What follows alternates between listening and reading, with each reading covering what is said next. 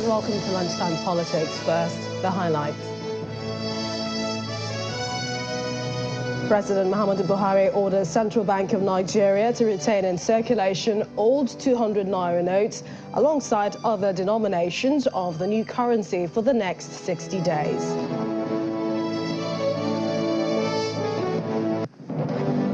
River State Governor Nyesom Wike criticizes federal government over non-compliance to Supreme Court judgment on new currency deadline.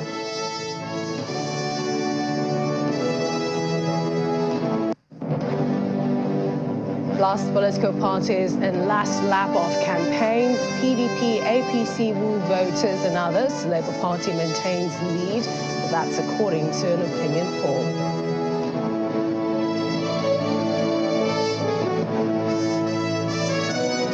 Glad you could join us. Welcome again. I'm Millicent Walker in Lagos. Well, call it a respite for Nigerians, and you may not be wrong, as the president today ordered the Central Bank of Nigeria to retain in circulation the old 200 Naira notes side by side with the redesigned 1,000 Naira, 500 Naira and 200 Naira notes. President Muhammadu Buhari, in a nationwide broadcast, told Nigerians that the decision is to mitigate the difficulties being experienced with the supply of the redesigned notes. I am not unaware of the obstacles placed on the path of innocent Nigerians by unscrupulous officials in the banking industry, entrusted with the process of implementation of the new monetary policy. I am deeply pained and sincerely sympathize with you all over these unintended outcomes. To stem this tide, I have directed the CBN to deploy all legitimate resources and legal means to ensure that our citizens are adequately educated on the policy, enjoy easy access to cash withdrawal through availability of appropriate amount of currency and the ability to make deposits. I have similarly directed the CBN should intensify collaboration with anti-corruption agencies so as to ensure that any institution or persons found to have impeded or sabotaged the implementation should be made to bear the full weight of the law. During the extended phase of the deadline for currency swap, I listened to invaluable pieces of advice from well-meaning citizens and institutions across the nation. I similarly consulted widely with representatives of the state governors as well as the Council of State. Above all, as an administration that respects the rule of law, I have also noted that the subject matter is before the courts of our land and some pronouncements have been made. To further ease the supply pressures, particularly to our citizens, I have given approval to the CBN that the old 200 Naira banknotes be released back into circulation and that it should also be allowed to circulate as legal tender with the new 200 Naira, 500 Naira and 1,000 Naira banknotes for 60 days from February 10th, 2023 to April 10th, 2023, when the old 200 Naira note ceases to be legal tender. Which is days to the general elections, the president also used the opportunity to reassure Nigerians on his commitment to free, fair and credible polls. Fellow citizens, on the 25th of February 2023, the nation will be electing a new president and National Assembly members. I am aware that this new monetary policy has also contributed immensely to the minimization of the influence of money in politics. This is a positive departure from the past and represents a bold legacy step by this administration towards laying a strong foundation for free and fair elections. I urge every citizen, therefore, to go out to vote for their candidates of choice without fear, because security shall be provided and your vote shall count. I, however, admonish you to eschew violence and avoid actions capable of disrupting the electoral processes. Nigeria's President Muhammadu Buhari speaking there. Well, joining me right now is a political economist, Marcel Okeke. He joins me virtually for more on this Naira redesign policy and what the president said. Welcome to the program. Let's start with the president's broadcast. Are you reassured that it settles the issue of scarcity and that it addresses the riots that we've seen in the last 24 hours in different parts of the country? Thank you very much for this question. Let me say straight away that the content of Mr. President's address appears to lack the depth and breadth, to substantially or even fully address the, riots in various parts of the country, because his pronouncements regarding, the redesigned Naira and the 200 Naira notes, both old and new, that he has permitted, to circulate concurrently. I don't think that's sufficiently or to any extent, will address the scarcity of, the Naira notes we are talking about. And since he made the pronouncement this morning, I think we have to watch today, tomorrow, and the coming few days to see whether it will have any impact at all. But knowing really what brought us to where we are now, I have a lot of doubt as to the positive impact the presidential address with respect to allowing old 200 Naira notes, to continue to circulate. The impact is going to have on the situation on ground, or the situation that has been on ground in the past couple of days. I mean, the riots, that's been going on, and people destroying some bank branches and some properties in various places in the country. So, but let's wait and see. The government is also watching. Thank you. Banks also don't have these funds. How long do you expect the CBN to pump more of the new notes to enhance circulation as soon as possible, as well as even the old 200 Naira notes? From my vintage and vantage position, I don't even believe that is not printing much of the money, or enough of the money, in quote, not flowing from the CBN. That is the issue. What has been playing out in the past couple of days is the clash of economics and politics. The clash of economics and politics.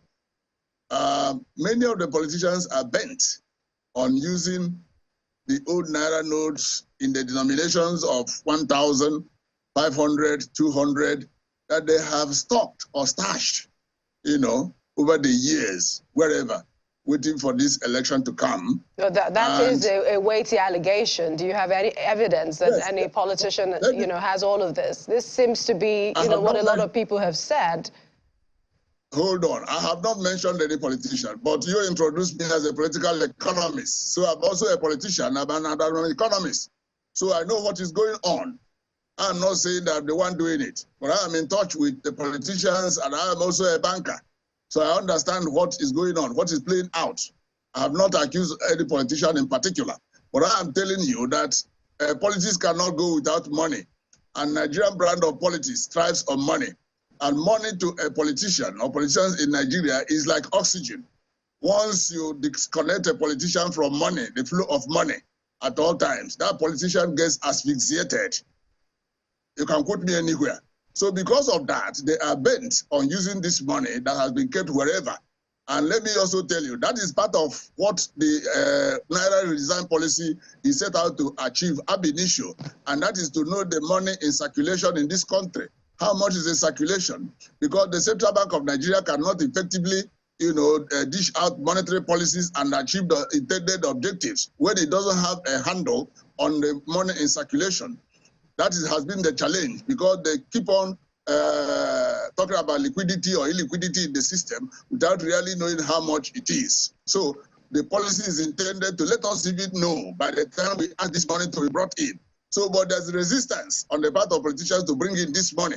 That is why they even had to take the government to court. And that is why we have the case now before the Supreme Court of this land. So I am telling you that the politicians have also positioned themselves so that as more money is being brought into the system, even by the central bank as we speak now, the same politicians have strong and very long tentacles to continue to be absorbing this money and taking them in by all whatever means they have. But sadly, which is fact, so, yes, Mr. Okeke, it's the people that have been affected by this policy, and we've seen them go out on the streets asking for their money, go to banks, and they can't access these monies. And one wonders if indeed, putting out the old 200 Naira notes will actually solve this problem. But you did say that time will tell. On the issue of vote buying, the River State governor has said that it won't solve it. But another issue I want to bring to your attention is the legal implication of this all. The Supreme Court said it was going to look at the determination of the major suits next week, but then status quo should remain, and that is barring the federal government from enforcing the February 10 deadline.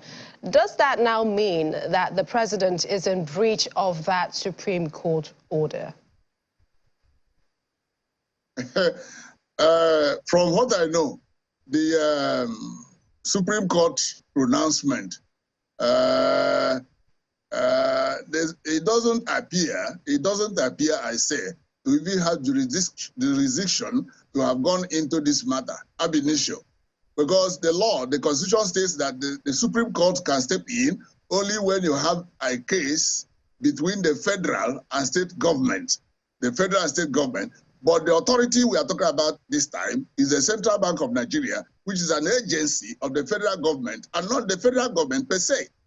And the CBN has its enabling law, the CBN Act 2007, which guides whatever it is going to do.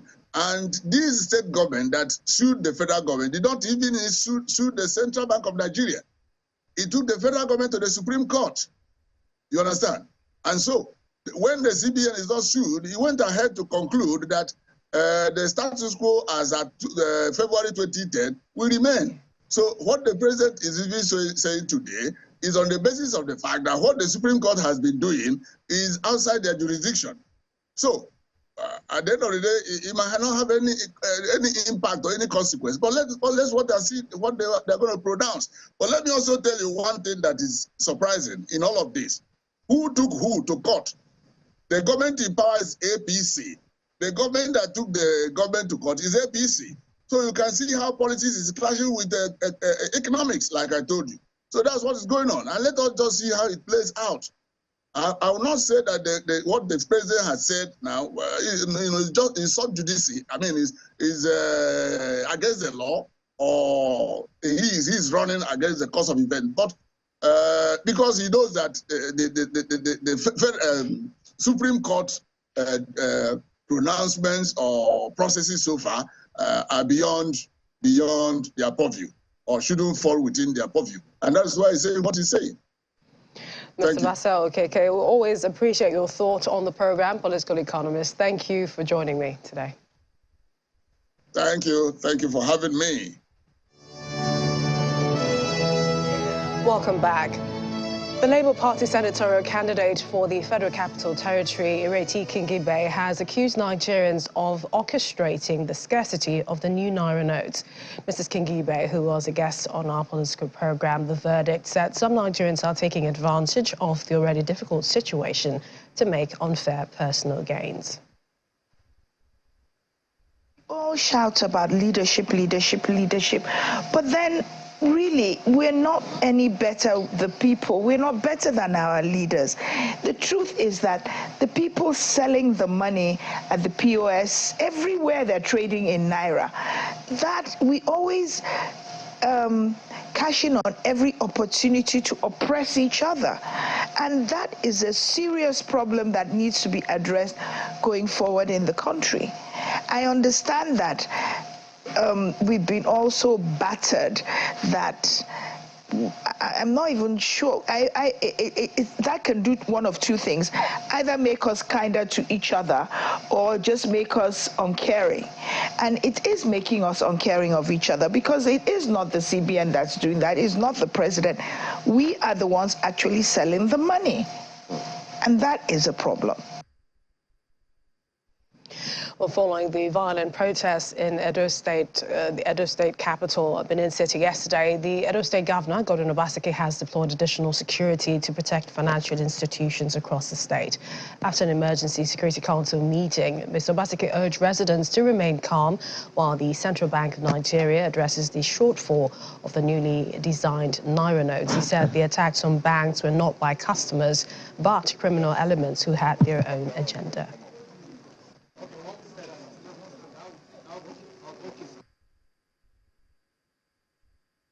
But we must point out that from what happened today, you can tell clearly that the people who undertook the damages of banks and banking assets were not depositors.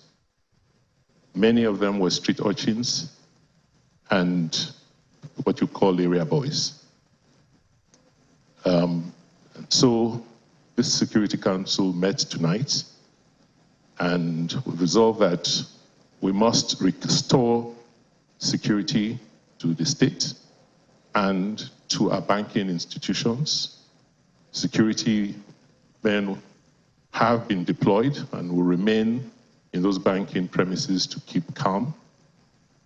We are also putting pressure on the central bank authorities to do what they should do by making sure that they release cash to citizens, and they have requested us to provide them security for them to do so, same.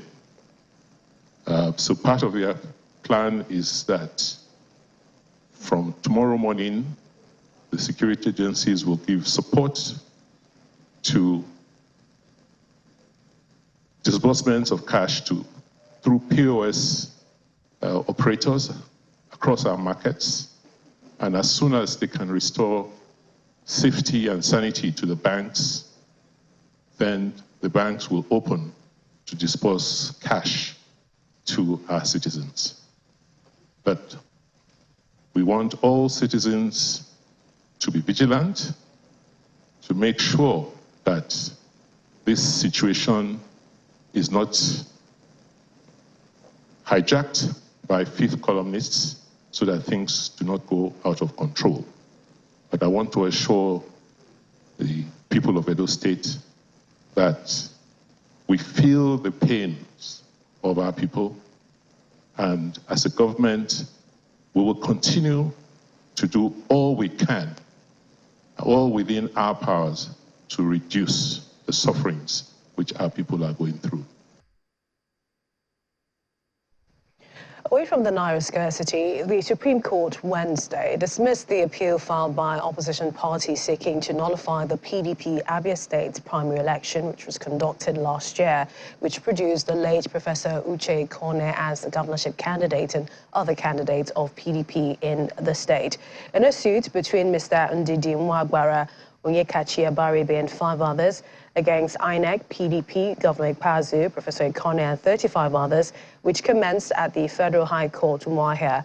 The lower court had dismissed it on the basis that the claimants who attested to have brought forms to participate in the Congress, Congress elections, that is, of the PDP Abia State as delegates, were not aspirants as described in the Electoral Act 2022 and therefore lacked the locus standi to bring the action. The claimants, not satisfied with the judgment of the Federal High Court Umuahia, filed an appeal at the Court of Appeal Owerri. In January this year, the Court of Appeal upheld the judgment of the trial court, which further led to the appellants also filing an appeal at the Supreme Court. Now, the Supreme Court ruled that their appeal was rubbish and ought not to have come to the Apex Court, which lacked the jurisdiction to entertain same. And with just 8 days to the general elections, INEC in Imo State says it's poised and prepared to conduct violence-free, fair and credible polls. Addressing a press conference in Owerri, the capital, the Imo Resident Electoral Commissioner, Professor Sylvia Agu, says the commission has successfully distributed the permanent voter cards in the state, adding that elections will not hold in 28 polling units across 12 local government areas in the state, which is part of the 240 polling units earlier announced by INEC as a result of no voter registrations. The Independent National Electoral Commission, in exercise of its powers under Section 40, Subsection 2 of the Electoral Act 2022, has allotted voters from overcrowded polling units to less congested polling units within the same location to promote a more pleasant and stress-free voting experience on election day. The Commission has therefore published the list of eligible voters for the respective polling units on INEC's voter registration system, www.cvr.inecnigeria.org or voter.inecnigeria.org. Thus, voters are encouraged to check the name on the register of voters and confirm the location of their polling unit where they vote on election day. Furthermore, the Commission shall publish hard copies of the register with the polling unit prior election day. On level of preparedness, INEC Imo State is fully ready for the elections. All non-sensitive materials have been received and distributed to the various local government areas. Diverse trainings have been concluded, and the training of presiding officers and assistant presiding officers is still ongoing. The next set of trainees shall be RATEX, local government area RATEX, and coalition officers. Now to political parties and campaigns. Some members of the State Working Committee and coalition of APC support groups in Taraba State are asking the presidential candidate of the party, Bola Tinubu, to suspend his planned campaign rally in the state until all grey areas concerning party leadership and the governorship candidature are addressed. At a press briefing in Jalingo, the group dissociated itself from the primary election that produced Senator Emmanuel Buacha as the APC governorship candidate following the boycott of the primary by 5 other aspirants.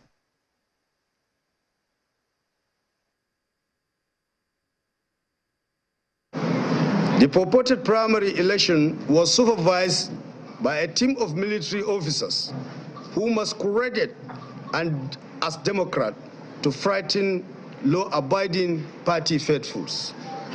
We are therefore passionately appealing to the national chairman of our great party, APC, Senator Dr. Abdullahi Adamu, to quickly wade into the matter with the view of righting the wrong and correct the seeming confusion before things go out of hand.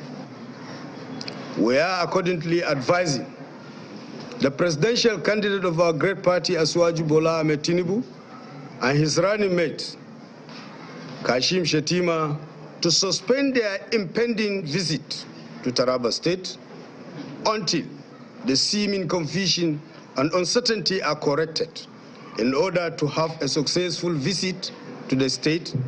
Finally, we call on all our teaming supporters, APCs in the state, to remain calm, law-abiding as we vow to ensure justice and fair play in the conduct of the party affairs, more so as the chance of the party in the coming general election remains brighter. Meanwhile, a third and final nationwide opinion poll by ANAP Foundation and conducted by NOI Polls Limited shows that the Labour Party presidential candidate Peter Obi remains in the lead. He's trailed by Senator Bola Tinubu of the All Progressives Congress, APC, and Mr. Atiku Abubakar of the People's Democratic Party, PDP, and Dr. Rabiu Kwankwaso of the New Nigeria People's Party, NNPP. According to the poll, Mr. Obi leads with 21% of registered voters proposing to vote for him if the presidential election were to be conducted today. 13% for Ms. Senator Tinubu, 10% for Mr. Atiku Abubakar, and Dr. Rabiu Kwankwaso comes fourth with 3% of voters proposing to vote for him. The poll shows that for the undecided voters, including those who refuse to disclose their preferred choice, Mr. Obi's 8% point lead at this stage is significant, but not sufficient to separate him from a leading pack of candidates scoring 13%, 10% and 3% respectively. Undecided voters and those who prefer not to reveal their preferred candidates add up to a whopping 23% and 30% respectively. And we wrap up finally on the Naira scarcity story. This time, the River State governor criticizing the federal government for not obeying the Supreme Court judgment, asking the Central Bank of Nigeria to allow all old denominations in circulation side by side with the new ones. Well, in a media chat in Government House, Port Harcourt, Mr. Wike floored the argument that the Naira policy will curb vote buying in the forthcoming elections. Timing is very critical. See, why would people not do millions to that is political? This is a political period, right? This is a policy you think that would help the economy, right? Okay. Nothing has stopped you since last year. I said, listen, not social period. We're giving you 1 year, grace to be able to, mop up the old currency note. The argument they had made, why I say it is political, and it's going to stop vote buying. And I've always asked this question: how will you stop vote buying, for example? How? How will you stop vote buying? And in the case, when we talk about vote buying, where does this vote buying take place? We apologize for that break in audio, but of course you can join the conversation on our social media platforms and then watch, of course, our other programs showing on channels television. You've been served Lunchtime Politics. Thank you for watching. Of course, I'm Millicent Walker. I'll see you again tomorrow.